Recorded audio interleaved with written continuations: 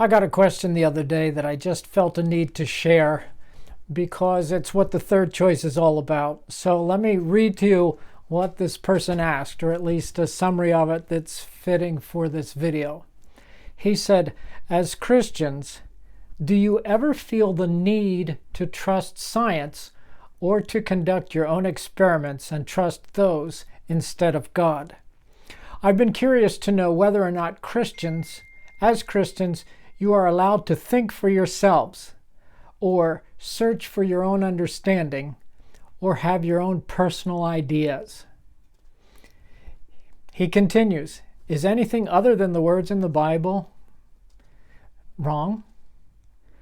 And if you are to agree with anything other than the words of the Bible, is that a sin? Wow. People actually think this, I guess. I'm so terribly confused about how personal choice works in Christianity. While I'm an atheist and strongly situated as one, I really want to know, are you actually allowed to have a personal choice at all? Or control over your own body? I've been told by Christians that I deserve to go to hell and be whipped for suggesting that Christians should be allowed to think. While another has told me that if he questions anything, he whips himself. This is unbelievable. It's hard to believe it's real, but this question came to me. And then he said, just one more question. Have you ever feared that if you have personal thoughts, maybe it means you have succumbed to evil? I've heard from other Christians that for a person to have an opinion or to hypothesize is damning God. Wow, this is unbelievable. You hardly know where to start to answer a question like this.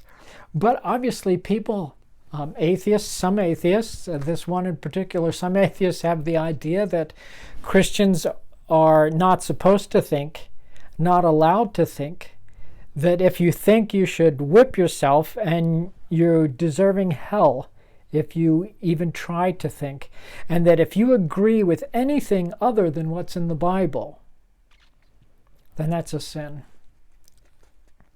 Okay, well, let me answer the question. Of course we are allowed to use our brains.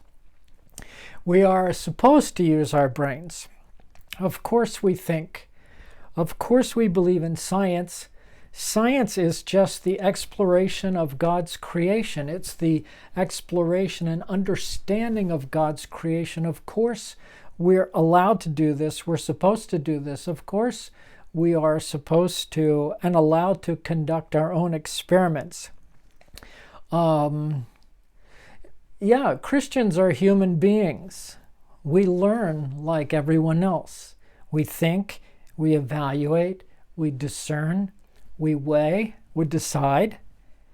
This person, as an atheist, obviously has the impression that God tells us everything, and we are never supposed to use our own brains. And if we're tempted to use our own brains, then it's, oh, no, just blind faith, blind faith.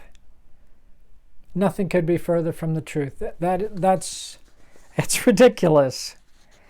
But then he wanted to know, is anything other than the words in the Bible wrong? Is believing anything other than the words in the Bible wrong? And if you agree with anything other than those words, is that a sin to do so? No, that's not the case at all. There is truth all around us. There's truth in almost every corner. Learning is a wonderful thing.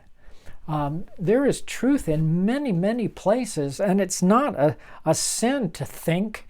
It's not a sin to ask questions. It's not a sin to search or even to doubt.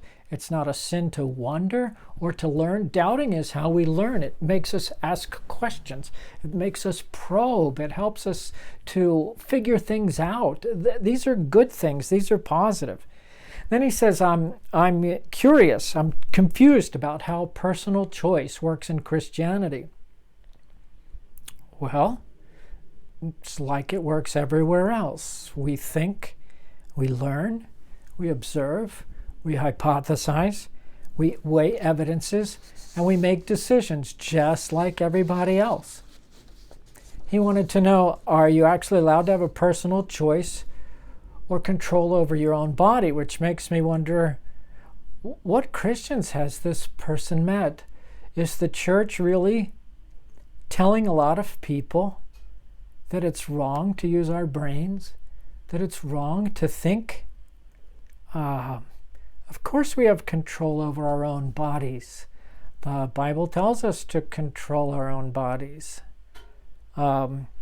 He says, I fear that with personal thought, maybe it means you've succumbed to evil because you try to have your own thoughts. And is it true that having a personal opinion or to hypothesize anything is damning God? No. Since evil has a definition about which I would say most people agree, any self-examination tells me that I've not succumbed to evil because I try to have my own thoughts. Let me share some things with the Bible that hopefully will clear this up. Matthew 22:37. Jesus said, love the Lord your God with all your heart and with all your soul and with all your mind. I show my love for God by using my mind. I'm supposed to show my love for God by using my mind. A lack of curiosity is a sin, not using my brain. Studying science is one of the ways we love God with all of our minds. Here's another verse, Luke 1:3. When Luke is starting to write his gospel, he says, I have carefully investigated all things from the beginning. The text is affirming research, critical thinking, data, and conclusions. Luke 24:45. When Jesus was on the road to Emmaus with 2 disciples, it says he opened their minds so they could understand the scriptures. God wants us to learn. He wants us to understand. He wants us to open our minds, to digest, to form new thoughts, to take us deeper in knowledge. Romans 12:2. Do not conform to the pattern of this world, but be transformed by the renewing of your mind. It's our responsibility as Christians to be good thinkers. Notice in this verse that Paul's appeal here is to the mind and to the will, the body and the spirit, just like Jesus when he said, love the Lord your God with all your heart, soul, your mind, and your strength. All that we are, every part of it, including our brains, is to be offered to God as useful. 1 Peter 1:13. Therefore, with minds that are alert and fully sober, set your hope on the grace to be brought to you when Jesus Christ is revealed at his coming. Christians should never be content with a flabby and unexamined faith. We must think things out. We must think things through. The Bible tells us to do that. Last one, Acts 17:11. Now the Berean Jews were of more noble character than those in Thessalonica, for they received the message with great eagerness and then examined the scriptures every day to see if what Paul said was true. Use your brain. Check things out. Evaluate. Research. Confirm or disapprove. The Bible calls this being noble. It's actually where the name, the third choice, comes from and what it's all about. When I started this ministry, it became apparent to me very quickly that atheists and people who are wandering away from Christianity seem to think that there are only 2 choices. The first choice is that you can be a Christian and be intellectually dishonest and be an idiot. The first choice is that you can be a Christian and check your brains at the door as if you don't need to use them ever again now that you're a believer.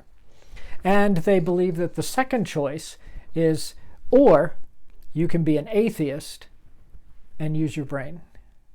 Well, there is nothing further from the truth. I say there's a third choice.